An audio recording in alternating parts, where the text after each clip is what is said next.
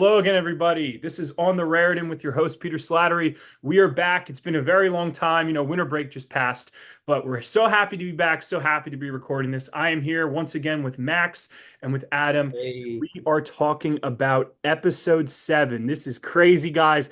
This was the final four. We had Matt, Logan, Gia, and Ashi battling it out for those final three spots to get into the finale. And here we are. So before we talk about anything with the episode, like specifically, how were you guys like feeling going into this? Like what did that feel like, Adam? I guess we'll start with you.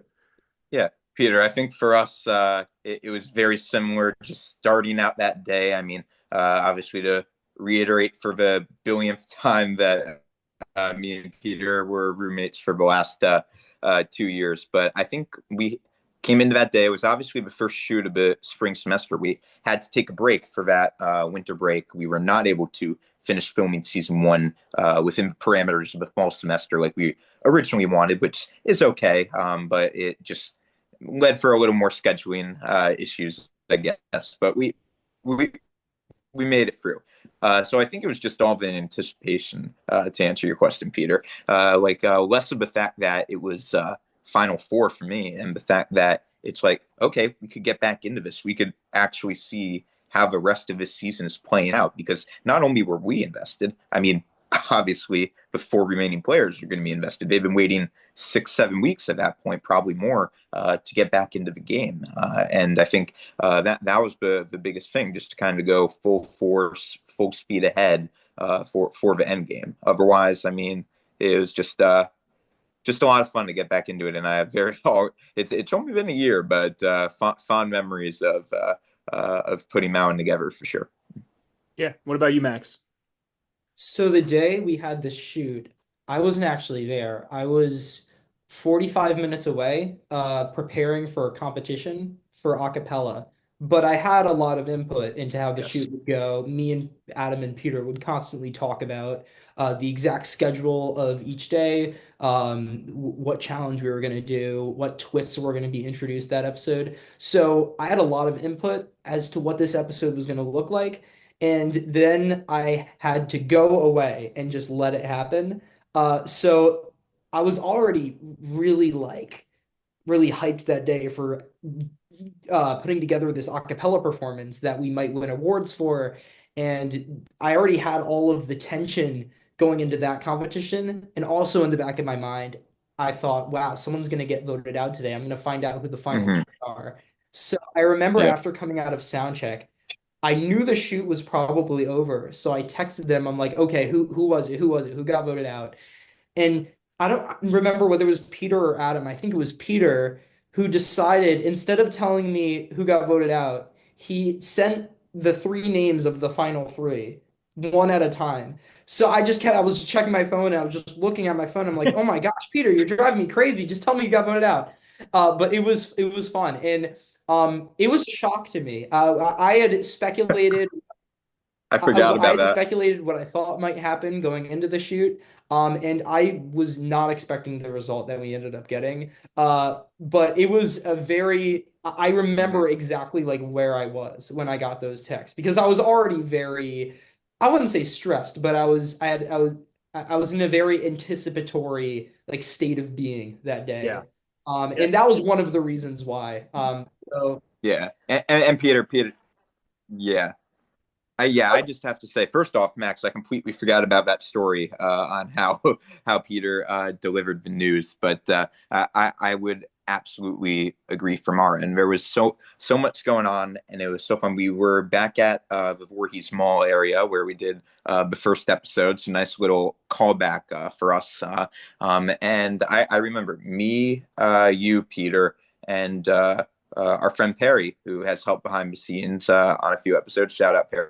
On. I believe he was there for that episode too. Three of us, we went to "Are You Hungry?" Which was one of the trivia questions from episode one. We all went to "Are You Hungry?" and we delivered the news to Max from there. And I think in terms of just what you think will happen, Matt's the other thing I really wanted to harp on, and I'm not going to say it yet, but Yeah, we should. I think going into almost every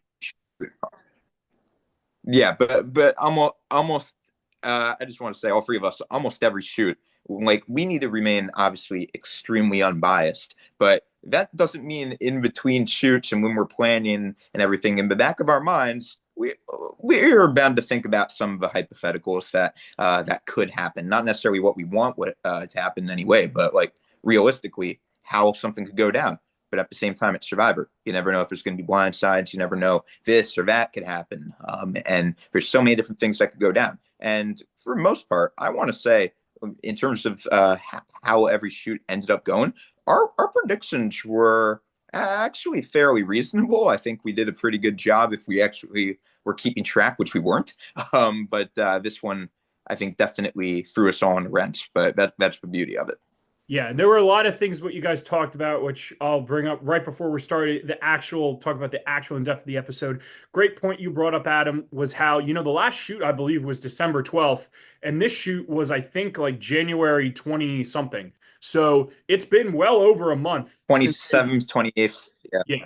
So it's been well over a month since that they've Mm-hmm. actually been face to face with each other. So to carry that through winter break is definitely a lot. And yeah, the predictions, things like with you, Max, I completely forgot I did that. That was really funny now that you say that. But yeah, going back and forth between our heads, like we were trying to figure out who would align with who what would happen. And I don't think the results are what we were entirely expecting, but we're going to talk about those right now. So starting the actual episode off, in the edit, we have probably one of my favorite pieces of music I've ever put in it's Headhunters. I believe it's from Vanuatu, but it's the four of them walking in, recreating the episode one walk in, and just seeing like, the music playing in the background just signals like, this is it. This is Final Four. This is where you say that you want the game. You want the chance to win the $60 or not, and this is also, I believe, where we announced the prize for the first time, which will be $60 in a gift card, which is awesome.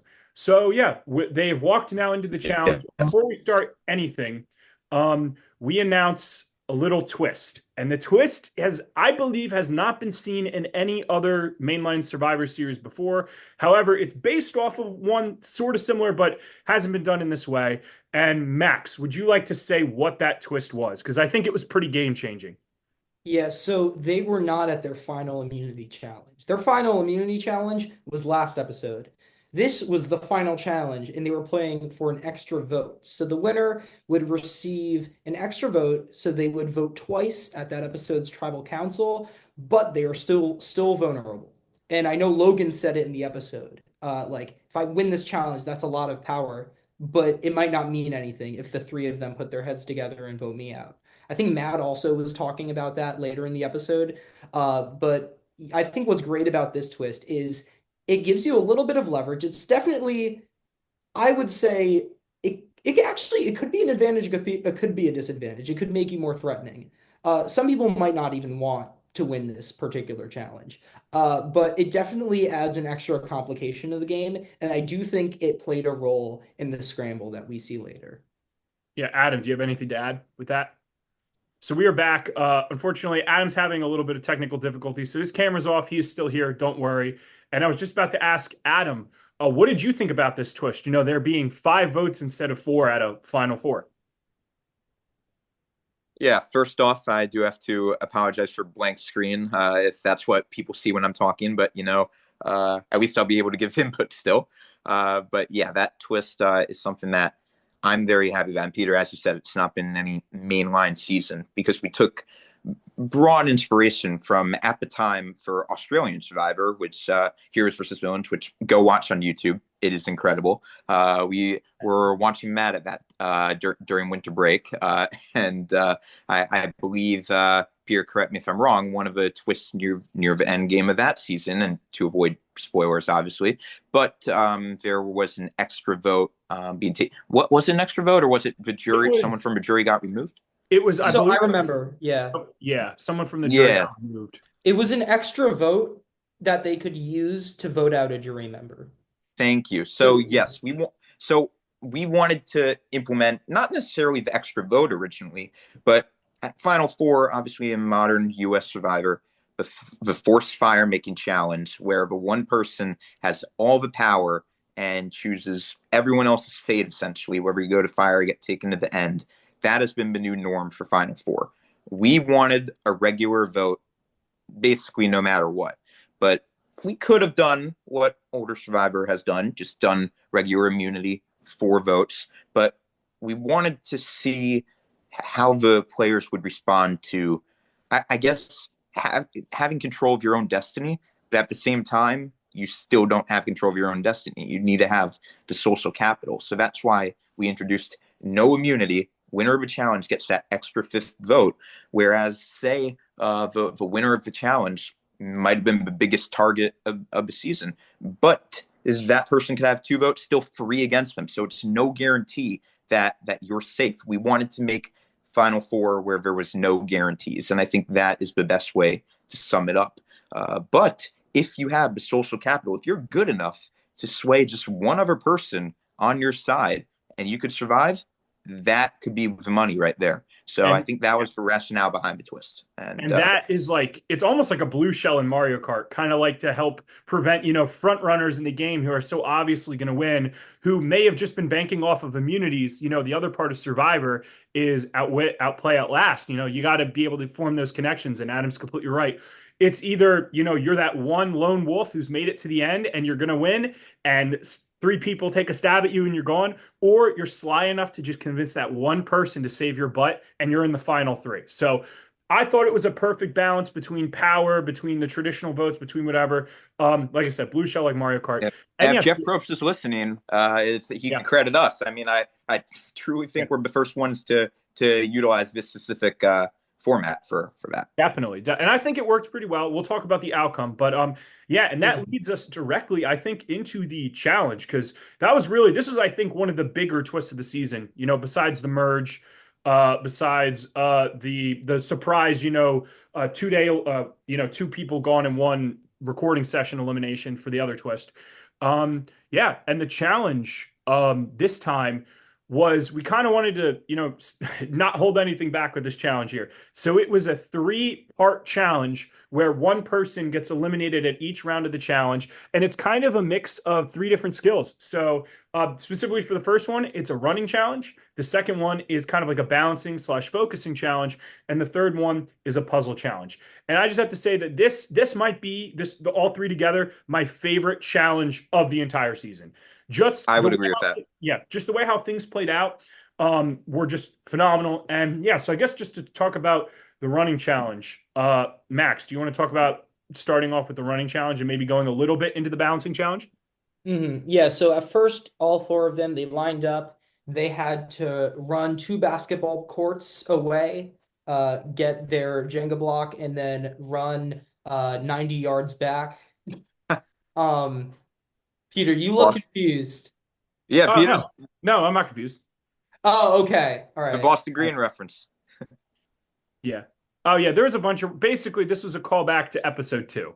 This was yeah. Okay. Okay, so he didn't remember. Okay. Oh, I didn't even get the joke. Okay, I was wondering because you didn't react at all. Sorry, I'm not here. Anyway, it's okay. But yeah, they had to run, get the Jenga block, go back. Matt blew through that running. What a great runner. What a great showcase for him right there. Very impressive. Unfortunately, Gia was the one who got eliminated in this portion. Then they moved on to the Jenga block balancing, where I believe both Logan and Matt got out because they couldn't transition to the next stage, which when we were testing it, I think we can all agree that was the hardest part of the challenge. Yeah, and absolutely. Logan got out, I believe, on the 3rd block, trying to transition it higher. It was either 3rd or 4th. And then Matt was one later. Matt's the other thing, Max, after every round, one person was eliminated. So we really wanted to make the stakes higher as this challenge went on. And obviously, at the very end, when there's 2 people left, and we'll get into that part pretty soon, I imagine. But that's where the incentive comes in for the extra vote. But for the Jenga, that one might have been my favorite challenge, even though it was just a subsection of the main challenge. That might have been my favorite part of the entire thing of all of Rutgers Survivor, because it just showed the focus that they had left in them and everything that they were thinking kind of as it was going on. Because if you drop, it's not like you're eliminated from the game completely, but I mean the stakes are still very high. And I think just seeing it, especially in the edit, Peter, and once again taking my idea of using Australian Survivor music. Let's go. Yeah, I gotta give you credit for that there. Yep. So I think the way it was edited was perfect. The split screens and stuff like that is one of my favorite Yeah, montages. Peter, you did awesome. You Yeah, killed with that, I man. didn't want to hold back. I wanted to make this as entertaining as possible. And Mm. thanks, like I said, to Adam's awesome music recommendations. He wanted to use those for so long, but I didn't feel like there was a proper place. But the challenge, the balancing challenge and the puzzle challenge, I feel like they need to be. And actually, I wanted to bring up two important parts here. Um, Max, you just said how, Matt like beasted that first challenge. And that's kind of a callback to one of our previous On the Raritan episodes when we were talking about episode 2 on who's a good physical like runner and performer. I remember we were Mm. talking about Kevin, and we also mentioned Matt. So who knows? Maybe if Boston Green got Matt out, it would have been a more balanced matchup in that first round. But we saw Mm. in episode 2 he was a good runner and he kept it together and he was able to do it here. And Yeah. the second Oh, yeah. Actually, you finish. I'm yeah. sorry. And the You go. second part about the balancing challenge I wanted to say is I want to say like 9 times out of 10 in survivor challenges like these, it is a live transition, meaning if your blocks or whatever you're holding or the ball on your plate falls during the transition of adding another one, you're out. We did not do that. And I actually think that was good because it added an element of strategy that people didn't think about. Because the first 2 rounds, everyone kept all their blocks on the ground. And what they would do was when I called time, they would kind of just bend over, let all the blocks fall, and then pile them back up. However, once you start getting to 4 or 5 blocks, you don't really have time to place them all back one by one. So what we started to see, and Ashi did this first, was she tried to keep them stable and grab the blocks. So they wouldn't fall over so she wouldn't have to rebuild. And ultimately, that's what happened to Logan and Matt. If you watch the footage, is Logan tried to carry it down, but he didn't have any extra blocks in his hands like before. He could have been holding them. We didn't ban them for doing that, but they fell. And same thing with Matt. He forgot one block when he was trying to put up the 5th block, and so he had to go back down. It fell over. He tried to build, and right where that music cuts out, dink, it all falls apart. Yep. So those are the And two that's I but wanted to bring up. yeah. Oh, wait. And I wanted to say something. oh yeah. And yeah, Max. Yeah. I also think Ashi was doing a different grip than the other two. Yes. And I don't know exactly what she was. I think she was just like pinching it Yeah. instead of like cupping it in her hand. I could be wrong, but I just remember the way she was holding it stuck out. And I bet that helped her. She also Yeah, put no, her hand in her pocket, which is just crazy. Like dirt. Like, well, I mean, it was cold out. but I mean, to Matt, I almost say Kevin, Matt and Logan were super focused. They were like this almost.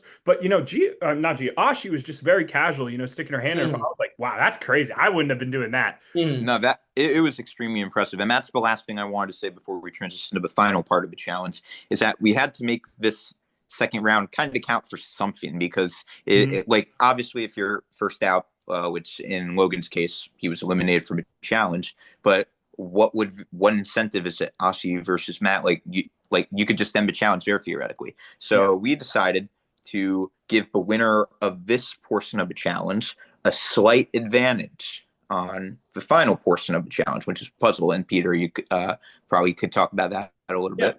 So eventually, like we said, what happened, Matt lost this balancing part of the challenge, but that does not mean he's out. They were both, Ashi and Matt were going to go to the final 2 part of this challenge. And yeah, the advantage was that you were given 2 pieces of a puzzle already solved. And we, viewers, should have noticed that we've seen this puzzle before, albeit in a different form. This was the puzzle used back in episode 2. However, it was a different solution. Instead, it was a cutout of a person that was kind of drawn as an outline. And 2 pieces were already put in for Ashi.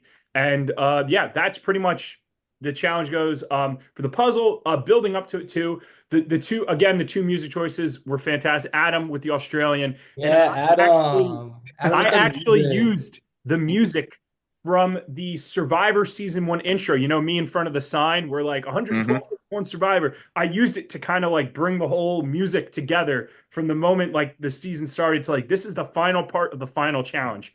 And then music's crazy. And to be honest with you, throughout the puzzle, even though Ashi had the advantage, Matt gave kind of like three solved attempts. You know what I'm trying to say here? Like he Yeah. basically said is like he called the puzzle three times, and but Ashi, I don't think she called it once. So she, Well, um, yeah. So well, I she know that. working. Yeah, sorry, I didn't mean Sorry. to cut Yeah. you. So she was still working on it. But yeah, Mm. Matt ended up calling it three times. And before we announce who won this challenge, meaning who won the extra vote to go into the scramble, Max and Nat, Max, again, what do you think about Well, this? And then we'll go to I just Adam. wanted to point out that that puzzle challenge took way longer than we show in the edit. I remember, I think there was one point where we had to stop the challenge and Yeah. just give them. I think we had to give both of them a hint. Yes. Well, So there were a Yeah. little bit of and this is the one thing, Peter, I'll say that is a little. Thankfully, we made it up for it, and I don't think we even asked both Ashi and Matt afterwards, and they felt everything was fair. There was nothing competitive balance wise, but there was a slight hiccup with the production of putting together the puzzle for both sides. I think the to answer the original question, Max, the challenge took about a half hour, that yeah. portion Oh my alone. gosh. Okay. Yeah, I wasn't there. I knew it took a long time. I didn't realize So it was a half an hour. Yeah, for no, full we were there for a transparency, while.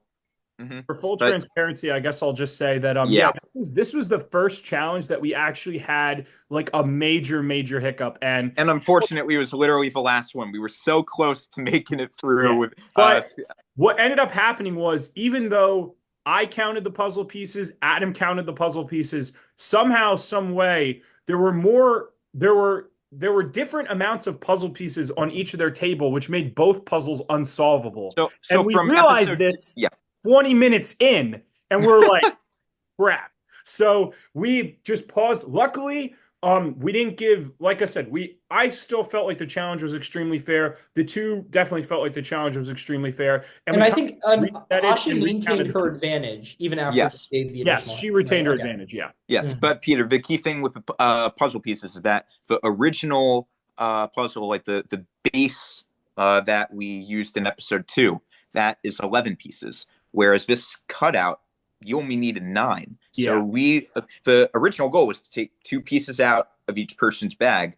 I don't know how that got jumbled up at the very last minute. I wish I could tell you, and that is our one production error. But thankfully, nothing else was flawed because of it. And I don't But think you can tell. I don't think you can tell in on the edit, you the cannot episode. tell. Like we're Yeah. giving ourselves away here. But I think the transparency is definitely good and leads to a fun story for sure, because they spent 15 minutes at least trying to figure it out, different combinations, and then I don't remember who it was, Peter, where we just realized, hold up, this is unsolvable right now. And then I Yeah. think I noticed that there was one more piece on the Ashi's table, because I was filming like her table, like right in front of it. We had a few different angles, and I think once I counted, like I don't know what my rationale was, but I think once I realized, I'm like, Peter, we got to shut this down for a second. Like we got to figure out And what's going on.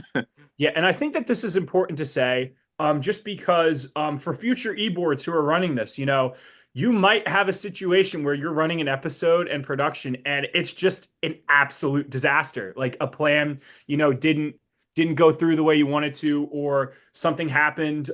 So it just shows, you can push through, you can adapt, and you got to kind of think of the end product. And like I said, in this end product, you can't even tell. And I think it's great. It was still balanced. And then, yeah, finally, I think since we talked a lot about the behind the scenes of this, the winner of the challenge after 3 calls was Matt. Felt so good that he won this final immunity. Wasn't immunity, but yeah, it was the extra vote. But even though he won this and there was this moment of happiness, there's also this moment of uncertainty because, like I just said, there is no immunity. He's not immune. He can still, even though he fought through all 3 of those challenge levels and made all this way, he could still get voted out. And he, as he quotes later in the scramble, if the 3 of them put their minds together and vote me out, I'm gone. So we'll see if he can navigate through that and potentially get a spot in the final 3, and also how the other 2 of the people who make it to the final 3 get to their spots as well. So before we talk about the scramble, is there anything else you guys want to talk about? Because I think, well, here's what we're going to do. We're going to take a break before we talk about the scramble. And when we come back, we do not have a special guest. We're going right back to basics. It's unfortunate, but with the break and everything, everyone's super busy getting back into the semester. And specifically for that, thank you, Max. Thank you, Adam, for taking some time out of your schedules. Of course. But yeah, no special guests. It's just us three. So if that makes you happy, great. If that makes you sad, oh well. But yeah, anyway, last words for Max and Adam before we take this break. What do you guys have anything to say up until this point about the episode? Just one more behind the scenes aspect. We have some people to thank for this, because obviously we were, and this is kind of the story of our lives at this point with some of the shoots, but we were a little bit shorthanded in terms of crew, because you have to host, and then that means by default, I'm technically the only one that could be filming at certain points, especially with Max not being able to be there that day. So we kind of took inspiration, if you will, from a few episodes back. I want to say it was episode 4. We had Joe, who was part of the jury, and he agreed to help us film an extra angle while also kind of being part of a jury member. In this case, we admittedly broke the format a little bit, because it's not like the jury members were just there for tribal council. But thankfully, Kevin agreed to help us film, because we needed so many camera angles. We had our friend Perry that I mentioned earlier. Jack, actually, is awesome. Just out of the blue, he saw us filming. He did not even know we were going to be. He was walking by. He just saw us, and then I'm like, here, I think Peter, you're like, here, take my phone, like help us record an angle while you're at it. But it was nice of him to agree, and just pure coincidence. But I had to shout out those three for being a big help during the challenge, for sure. Yep. And then Max, how about you? Okay. Oh yeah. The only thing I wanted to say is, Adam, I'm glad you like the Jenga challenge, because it came back for season 2. Let's go. A little bit differently, though. A little bit differently, and can't wait to see. There's a humongous twist that came with that challenge, but you'll have to wait and see. We'll have to wait till later in the year, later in maybe next year, but we'll see. Yeah. Was that it, Max? That's everything. That is it. Yeah. All right. No, I will see you guys soon. All right, Max. Well, if that's all you got, that's fantastic. Like I said, I feel like a lot of people are going to agree. This was probably one of the best challenges. The music was awesome. The editing was fantastic. And thank you guys again to anyone who helped out on that episode. It was a blast. We are now going to take a quick break. And when we come back, we're going to be talking about the scramble, and we're going to be talking about the final vote off of the season. Crazy. We will have our final 3. We will have the complete jury. And then if we have a little bit of time, I think, Max, you're going to tell us a little bit about season 2, maybe a couple more things. So, all right, guys, we'll be right back. We're now going up to 4 blocks. 10 seconds again to build that 4-block tower. 10, 9, 8, 7, 6, 5, 4, 3, 2, 1. I'm so sorry, Logan. You did not make the time. Logan is out. He's down to Ashi and Matt. Do not fumble here. You will get an advantage for the next challenge. Just focus. Just focus.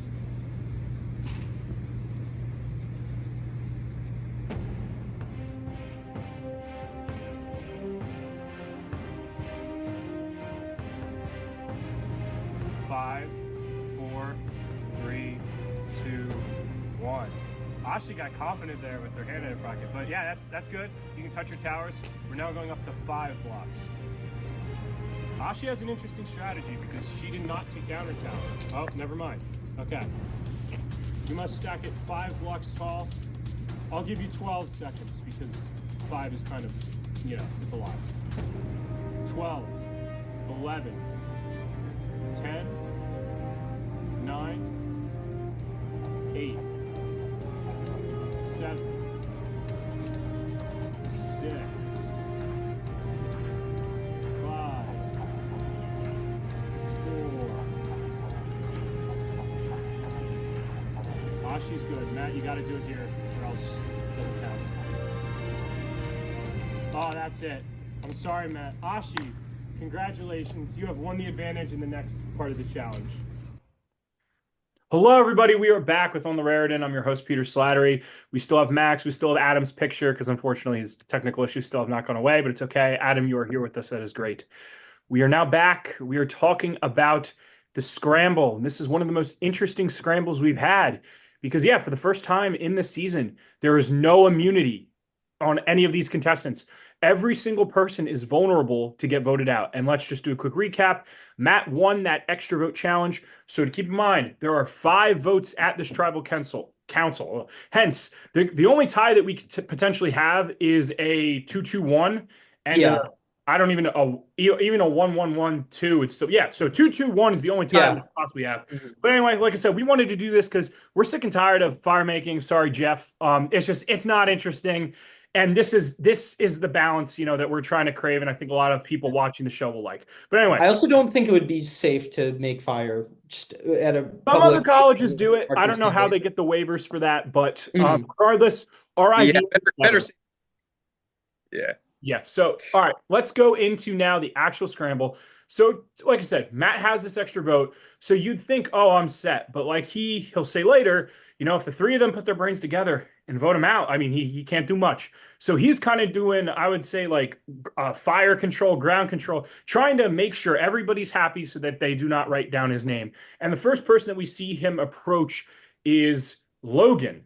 And he's just trying to see how Logan is feeling with them because they've kind of been a strong duo, like throughout this whole entire game, at least in terms of what the audience has seen. So, Adam, do you kind of want to talk more about the beginning parts of this scramble, and then I'll give it to Max?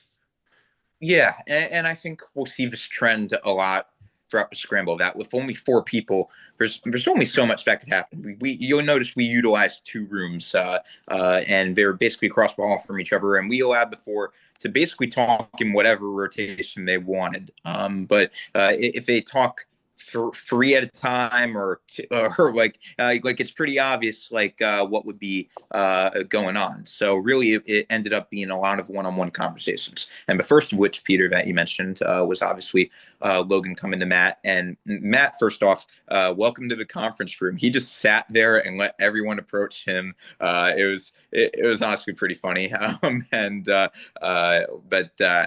But yeah, so when it came to Logan and Matt, I think Matt was so nervous at that point. He was just in pure survival mode because I think after playing the idol, after making it that far, after winning that challenge, he knew he was the biggest threat, and I think he was worried that the girls and Logan would turn on them. And Logan, he was trying to make that shot. He wanted to approach Giannossi and just invalidate Matt's win and his advantage, and knock him out. And this is the most interesting thing that I think, because who is it? Logan approached Gia, right? And Gia went right back to Matt with that information, which proved that Matt's social game is on point, and that Logan, shot that he wanted to take. Don't get me wrong; it doesn't mean he's eliminated by any means, but the shot he wanted to take may not be there. So there's a lot of different dynamics going on. But after that, and maybe Max, you could speak on this. I felt like there was a lot of nothing. There was substance, but Yeah. at the same time, like I said, when you have a bunch of one-on-one conversations, you kind of have an idea in your mind on what you want to do, and after that, I feel like there's only so much that you could do to sway it one way or another in your favor. I think there's one conversation that kind of sums up the scramble, and it's when Matt's talking to Ashi, and Matt is like trying to figure out, trying to come up with some sort of plan with Ashi, and Ashi says, "I'll either vote for my sister or Logan." So the 2 other people that she can vote for. Yeah. So yeah, and it wasn't just Ashi. Throughout the scramble, I think the contestants were way more guarded this time around than they have been in previous scrambles, which makes sense. The 4 of them were very tight much of the game. The 4 of them are generally all people who have been trying to not create any enemies throughout the game. They've been trying to get in everyone's good graces, and now they're the only 4 people. Mhm. So and I really love that, Peter, you didn't include music, and I know we talked about this decision, and I think that not including the music was a really good fit for this scramble because of how little was said and how tense that causes the environment to be. I think having no music fits that very well. You know, Yeah. very little being Mhm. said, nothing in the background to complement that. I think it was a really good choice. Yeah, it was Yeah. definitely a risk because the whole entire season we did music during the scramble.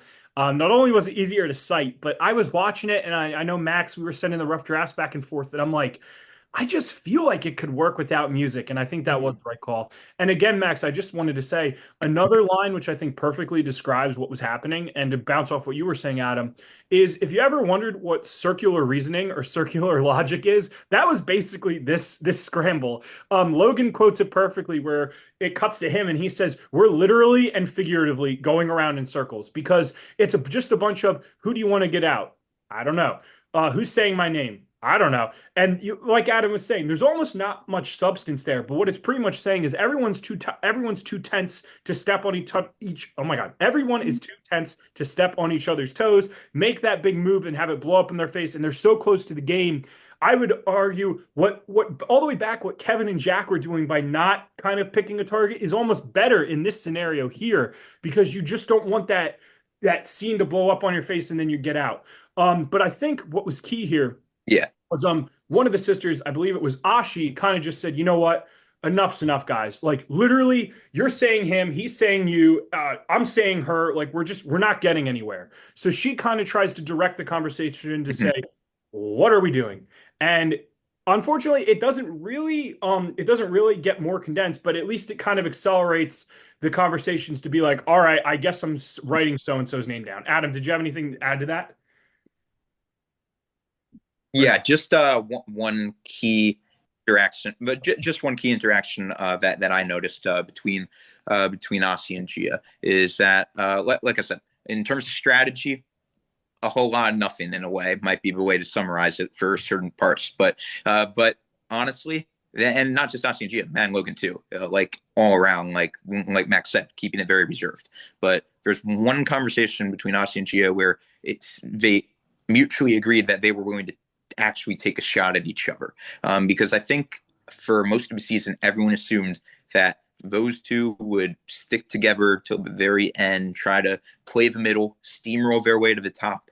And honestly, as it starts to play out in the edits, you could see they're like satisfied with how far they've come, and they seem to be fine with the results. Granted, they both want to be in the final three, but it seemed like if necessary, they were willing to take each other out, which I thought was crazy. Yeah. And they say to each other, there's that one key moment that Peter very strategically included in the edit. If you vote for me, if you vote for me to go home, would you vote for me in the finals? Yes. And then Gia says the same thing. Yeah, I would vote for you too. So they have that little moment where they basically say to each other, yeah, you vote me out, I'll still vote for you in the finals. Now that we know that what the result was, will that promise be kept? Who knows? We'll And have to wait and see. And kind of before we go into the vote, I just want to say the other key moment was that although we say there wasn't much substance, there was a move trying to be made, and that move was by Logan. He was trying to get the two sisters to come together and vote out Matt. But like Adam said, Gia went right to Matt and said, look, Logan wants you out. And I mean, Matt was probably expecting it because from his perspective of the game, Logan's his biggest threat to win. But the other thing that Max you just brought up too is that is another concern for Matt and Logan is if they don't take two of the girls, that's one free vote that they're not getting. You know what I mean? Like they're going to potentially that they're not getting. You know what I mean? And that's a worry that could probably be in their head if they're thinking numbers.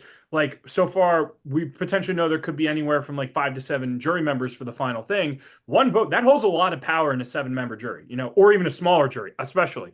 So, yeah, but eventually what happens is they keep doing this round robin circle. And we cut to an awesome thing with Matt where they have Logan and Matt have a conversation. He leaves the room and he does a confessional. He's like, Logan's supposed to be my best ally, but like he's not giving me anything. The girls aren't talking. Like I don't know what I'm doing. Like all I can do is just write down someone's name twice and just hope that it works out. And I think this is a good segue to go right into that final vote of the season, unless you guys had anything that I'm forgetting. Yeah, I do want to point I out think, one thing. Here, Adam, I'll yeah, just go really quick. Um, yeah, there, yeah. when Logan was trying to convince Ashi that Matt should be the target, one thing Logan said is, "I didn't like that Matt lied about having the idol the whole time.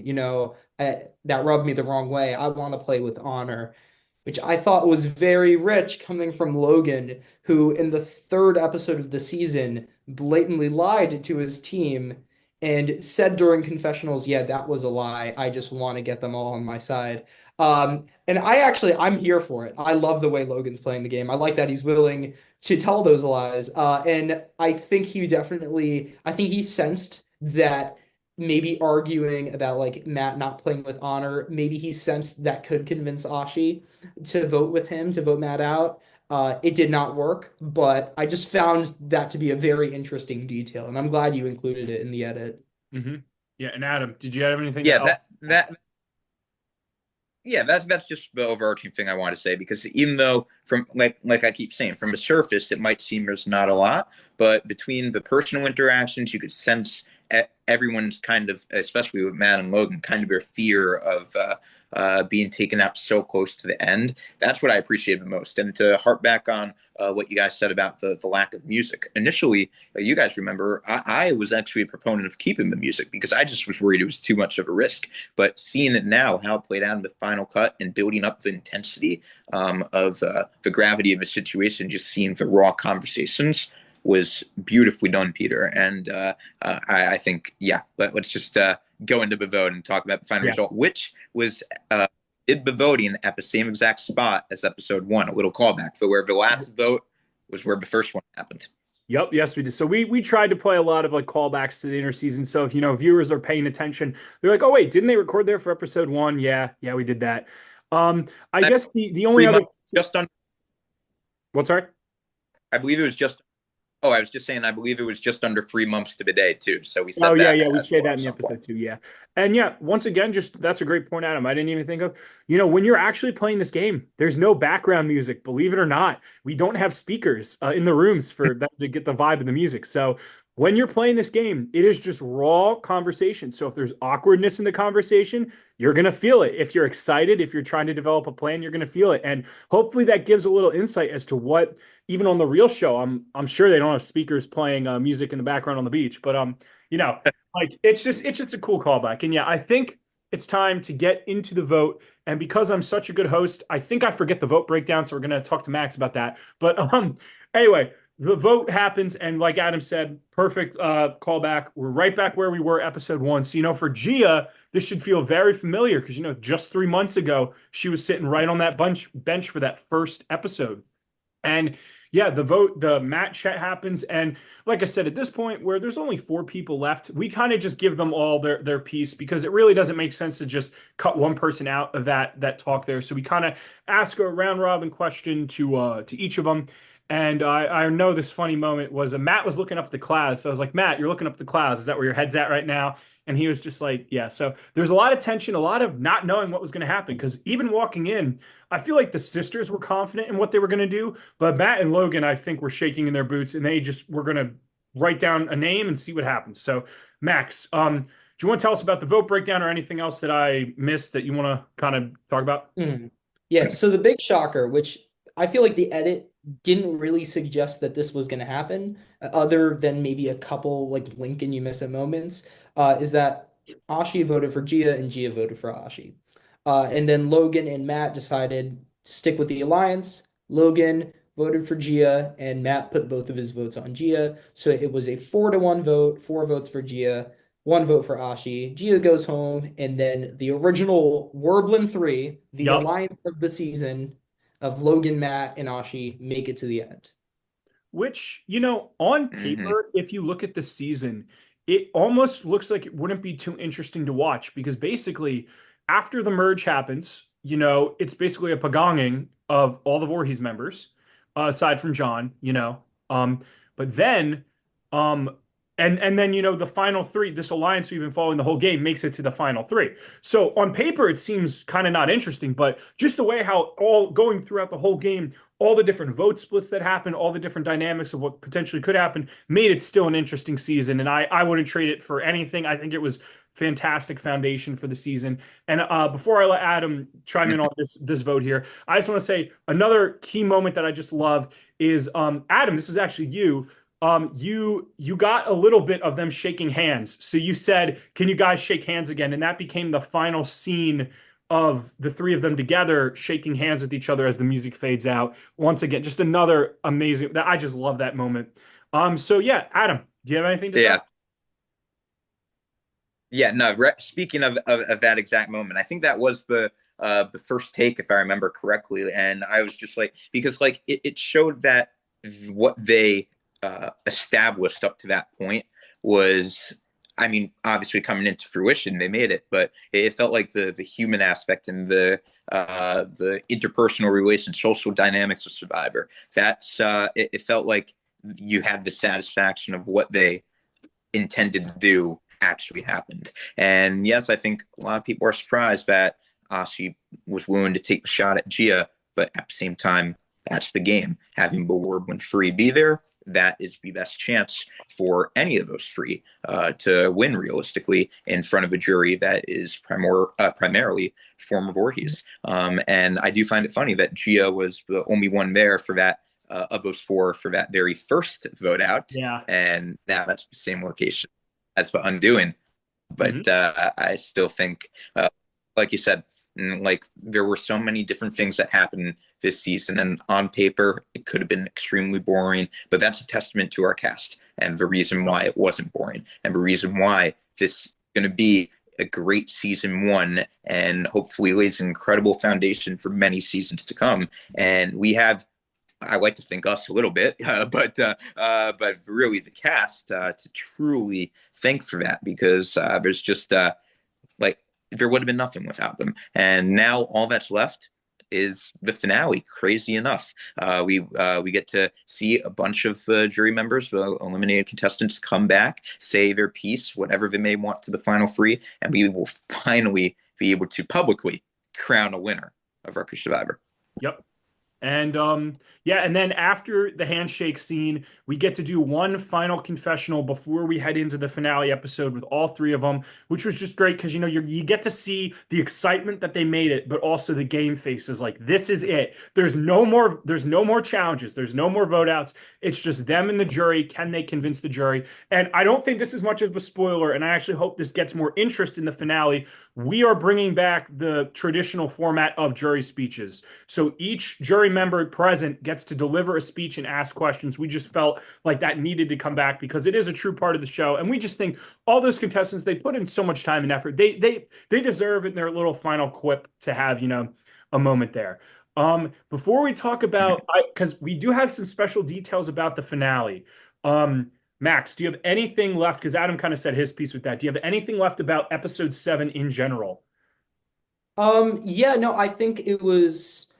I wasn't sure how this episode was going to come together, because I wasn't there for it. But I feel like we did the best we could, to present this episode with the vibe that it seemed like. I wasn't there, but it seemed like the episode captured the vibe of not just the scramble, but the whole episode pretty well.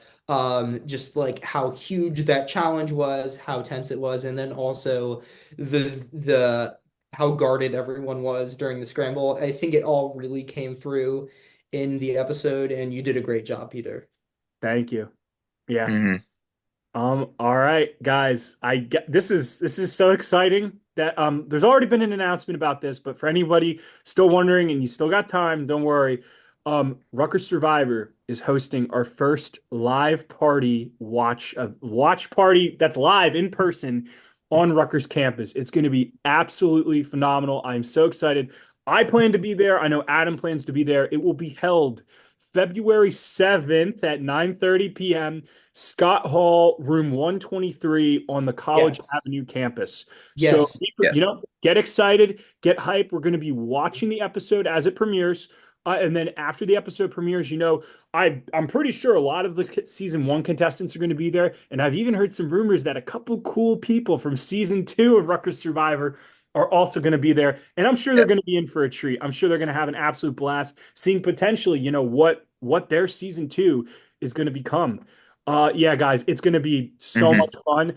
Oh, the last thing, which is very important, and it sucks that I gotta say this, but unfortunately, it's only open to the Rutgers community. So that is extremely important. So if you're involved in the Rutgers community, please check it out. Please stop on by. It's going to be phenomenal. But if you're not involved in the Rutgers community, unfortunately, you'll just have to watch it on YouTube. But trust me, the finale, it's a finale. It's awesome. The music is awesome. The speeches are great. And finally, after we recorded this October 28th, 2023. We've kind of held the winner a secret since then, so it'll feel so good. Oh no, not October. That's when we started episode 1. We filmed the finale February. Oh, that's what I meant. We started the sorry, I guess I went too far back. Yeah. That was episode 1. Sorry. We filmed the finale. Peter, we filmed the finale February 17th, 2024. Yeah. And now February 7th, just short of 10 days. What was this? This wasn't a leap year, so 355 days. Last year was a leap year.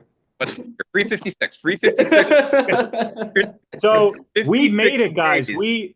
After the finale. Our goal was to have within a year of filming the episode, because we don't know if any other college survivor has been able to pull this off, quite frankly, be able to fully edit and do everything that's necessary to release a full season within a year. That was our ultimate goal. And we cut it a little bit close, but we managed to pull it off, and very proud of that. 10 days is still 10 days. And we've been holding in this secret publicly, and so has the winner since February 17th of 2024. So like we said, almost a year. And I bet you when we do the On the Raritan episode for the finale, I'm going to start it by shouting the winner's name 10 times to get it out of my system. But speaking about that, like I said, please stop on by. It's going to be an amazing event if you're there, and to help build this Rutgers Survivor community, because this is only season 1. And if you were there for our, the Survivor event that was held on December 3rd, I feel like we could get a lot of those people in Rutgers Survivor and just keep this train moving, just keep going. And talking about the future, I think that we should hand this off to Max to tell us maybe whatever you want to. I don't know how much we give away or what you're talking about. What are your hopes for season 2? Maybe a rough date, because I know you're not done filming the season, but rough date it's going to come. Anything that you can give the listeners who were very excited about season 1, super enjoyed it. Any little hint or taste that you could give them for season 2. All right. So, and also just anything about general, Max, let us know what you guys are planning, how things are going to go forward, how people could join. We want to hear everything. This, as acting president, tell us everything. Yeah, so season 2, we are 4 episodes in, and we already have the 5th and 6th episode shoots scheduled. It's been awesome so far. I can't wait for you all to see it. The lot of new twists that we've introduced to the season already.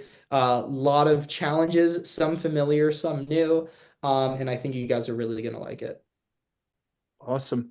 But yeah, I just want to say too, for those listening, because hopefully you guys are, I know you like to pick apart these podcasts for any type of hint that you can get in the game. I met some of you season 2 guys at that event on December 3rd, and it was just a blast meeting you all. I can tell that you're super passionate about it. Y'all love it. We're just so happy that you guys got to play. And we're hoping that, you guys liked it enough as to you're telling other people dude, there's this awesome club where you just do challenges and you can win. You can be a survivor, and just awesome.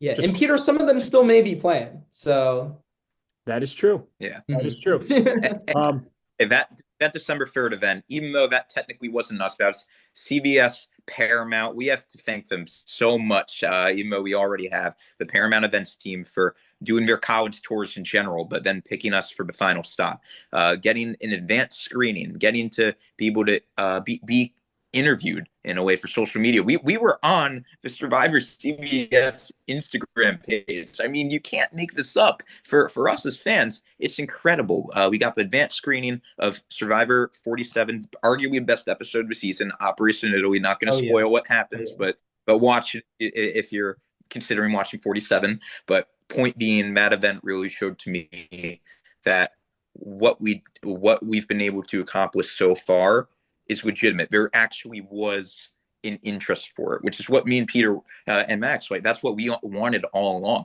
Like, we assumed that there would be enough interest on a campus as big as Rutgers for people to care about Survivor and maybe want to play. And seeing that event, granted, not all of them were students or just other circumstances, but seeing Rutgers campus have that much excitement for Survivor of all things, it really validated, in my opinion, everything that we've done. And it felt like, at least for me, I'm not sure about you, Peter, but like, it felt like the perfect bookend to that chapter for us, if that is the way we end it. Yep. And like I said, it's our end, but it's their beginning. And I hope that they, CBS Survivor, if you're listening, we'd love to have you back. It was an amazing time. Thank you again for all those opportunities, for letting some of our contestants compete in an actual Survivor challenge and win a prize. That was nuts. And I'm sure that probably made their semester, maybe even their year, if they're super, super deep fans. Is there anything else, Max or Adam, you want to add about episode 7, the finale coming up? Get hyped for, like I said, please come by. It's gonna be awesome. Anything else before I end it? Just thank you for listening and get hyped for the finale. Get hyped. That's the theme of the day. We're finally there. All right, yeah. It has been an amazing journey. We are sad that it is ending, but at the same time, we are so happy that it has been successful, and it's going to be finished, guys. Rutgers Survivor Season 1, February 7th, 9:30 p.m. on our YouTube channel. You're going to see it because if you're watching this, you're on our YouTube channel. But all right. Well, guys, please stop on by. It's going to be an amazing time. I am your host, Peter Slattery. This was On the Raritan. Thank you, Max. Thank you, Adam, as always. Let's see you at the finale.